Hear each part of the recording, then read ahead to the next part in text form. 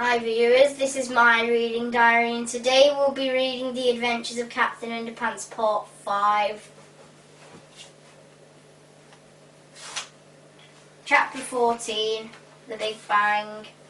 After their quick escape, George, Harold and Captain Underpants stopped on a deserted street corner to catch their breath. Okay, said George, let's dehypnotize him quick before something else, kaboom, happens. A huge explosion came from the rare crystal shop across the street. Heavy smoke poured out of the building. Suddenly 2 robots with 1 stolen crystal emerged from the smoke and jumped into an old van.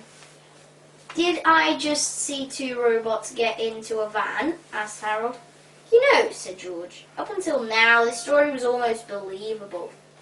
Well, believable or not, said Harold, we're not getting involved. I repeat, we are not getting involved. Just then Captain Underpants leapt from the street corner and dashed in front of the van. Stop in the name of underwear, he cried. Uh-oh, said George. I think we're involved. 2 robots started up the van and swerved around Captain Underpants. Unfortunately, the van brushed up against his red cape and it got caught. With a mighty jerk, Captain Underpants flipped backwards and the van pulled him along as it drove away. Grab him! Cried George. The 2 boys skateboarded with all their might towards the speeding van and grabbed Captain Underpants by their ankles. Help! They cried as the van pulled them through the city streets. Mummy, said a little boy sitting on a bench, I just saw 2 robots driving a van with a guy in his underwear hanging off the back by a red cape, pulling 2 boys on skateboards behind him with his feet. How do you expect me to believe such a ridiculous story? Asked his mother. Finally, the old van came to a screeching halt in front of an old abandoned warehouse. The sudden stop made Captain Underpants flip over the roof of the van and crash through the front door of the building. Well, well, well, said a strange voice from inside the warehouse. It looks as if we have a visitor. Chapter 15. Dr. Nappy. George and Howard hid behind the van until the coast was clear. Then they sneaked up to the hole in the door and peeked inside. Captain Underpants was all tied up, the 2 robots were standing guard, and a strange little man wearing a nappy was laughing manically.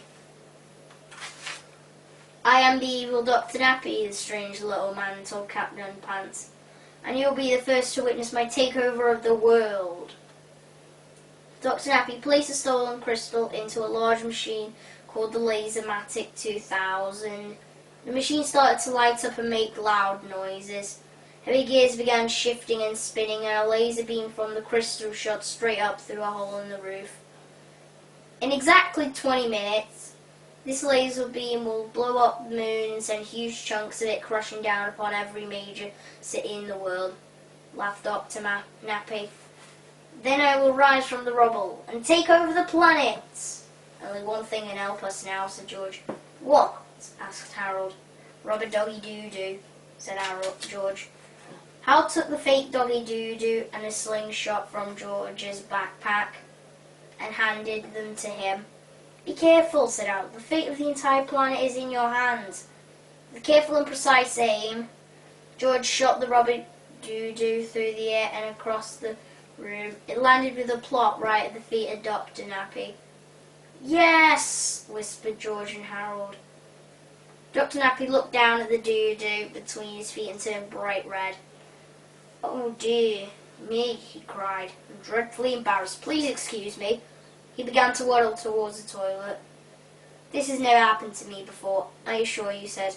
I guess with all the excitement, I just, oh dear.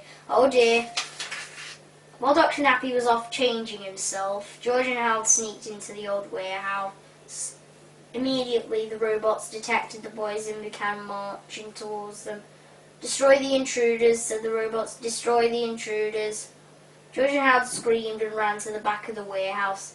Luckily, George had found 2 old boards and gave one of them to Harold. We're not going to have to resort to extremely graphic violence, are we? Asked Harold. I sure hope not, said George. Chapter 16. The Extremely Graphic Violence Chapter. Warning, the following chapter contains graphic scenes showing two boys beating the tar out of a couple of robots. If you have a high blood pressure, or if you faint at the sight of motor oil, we strongly urge you to take care of yourself and stop being such a baby. Introducing Flipperama. Here's how it works. As everyone knows, nothing enhances silly action sequences more than cheesy animation. And so for the first time in the history of great literature, we proudly bring you the latest in cheesy animation technology, the art of Flipperama. Robot Rampage.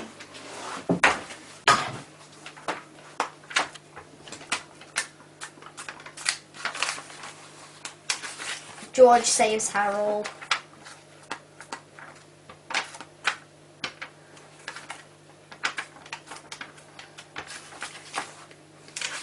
Harold returns the favour.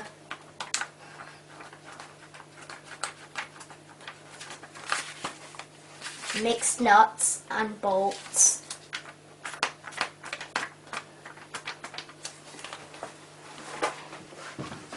To be continued. So that is the end of chapter 16 and part 5 of this video and book. So if you want to see more of this content, then like and subscribe. But in the meantime, peace out.